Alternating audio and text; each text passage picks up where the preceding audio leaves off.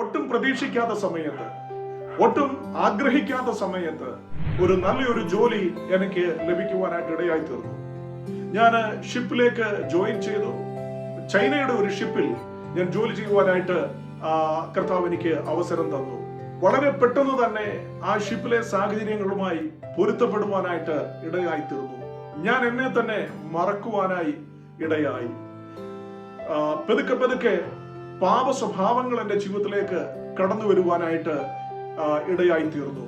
എല്ലാത്തിനും കപ്പലിൽ സാഹചര്യം ഉള്ളത് കൊണ്ട് വളരെ പെട്ടെന്ന് തന്നെ ഈ ലോകത്തിന്റെ മായയിലേക്ക് ഞാൻ അറിയാതെ തന്നെ വീണുകൊണ്ടിരുന്നു.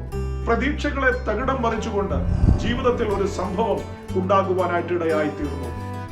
1995 ഡിസംബർ മാസം 20-ാം തീയതി ശത്രു രാജ്യത്തിന്റെ പട്ടാളക്കാരാൽ ഞങ്ങൾ പിടിക്കപ്പെടുവാനും ഏകദേശം 15 ദിവസക്കാലം അവരുടെ കസ്റ്റഡിയിൽ പീഡനത്തിലൂടെ, ശാരീരിക മാനസിക പീഡനത്തിലൂടെ കടന്നു പോകേണ്ടതായിട്ടും വന്നു.